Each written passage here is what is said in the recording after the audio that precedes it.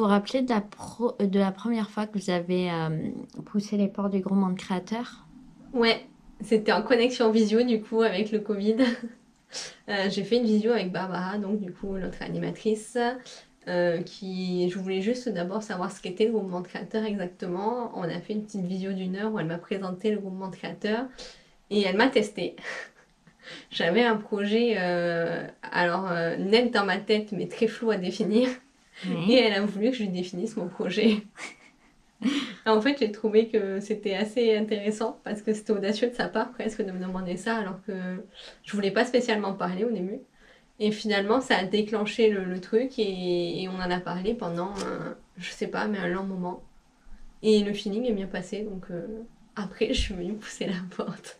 Quel est pour toi les moments de ton accompagnement, si tu préfères, qui t'a aidé? Euh, le moment, en fait, les moments les plus intéressants, c'était les moments de groupe, les ateliers collectifs, parce qu'on se retrouve avec d'autres porteurs de projets, ou pas d'ailleurs. Il y en a qui avaient l'idée de se lancer, mais qui n'avaient pas de projet concret. Et en fait, on a tous la même volonté, mais les mêmes doutes, les mêmes craintes, les mêmes peurs. Et je trouve que du coup, il y a une cohésion qui se fait. Et ensemble, on arrive à se soutenir et à être positif. On est toujours tourné vers le positif au lieu de plutôt se tourner vers le négatif. Et du coup, reculer, parce que c'est vrai que quand on travaille seul, moi je l'ai vu parce que j'ai fait les deux et toute seule, j'avais l'impression de ne pas avancer, au contraire même de rétrograder. Et dès que je revenais en atelier collectif, en fait, mais il y en a toujours un qui a le mot, qui a la question, qui nous fera avancer et ensemble, ouais, on va plus loin.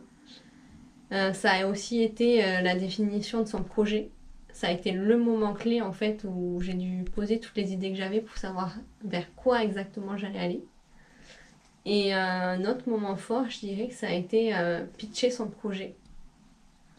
Parce que nous, on sait de quoi on parle, on a les termes techniques, mais on ne pense pas forcément à s'adresser au public qui pourtant va être notre clientèle. Et pitcher le projet, c'est effrayant au début, mais c'est un super bon exercice. Ok. Et du coup, au moment où vous avez commencé l'accompagnement, quel a été votre état d'esprit? Dans le flou total. Et aujourd'hui? Beaucoup, beaucoup d'interrogations. Et aujourd'hui, il y en a toujours des interrogations. Je pense qu'il y en aura tout au long de la vie d'entrepreneur. Mais aujourd'hui, c'est beaucoup plus sereine, beaucoup plus confiante et motivée.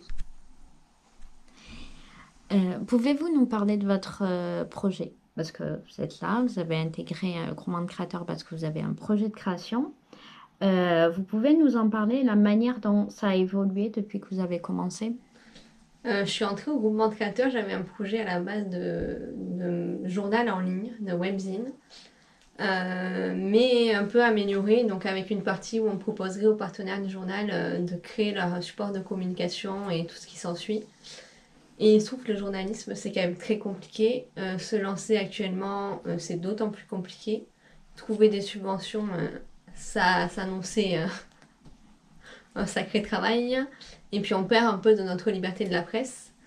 Et j'avais toujours cette volonté de créer du contenu, donc je me suis axée sur cette partie-là de création de contenu, que j'ai forcément peaufiné au fil du temps, et j'ai abandonné la partie, pour le moment en tout cas, journalisme, qui pourra peut-être un jour certainement revenir dans le projet.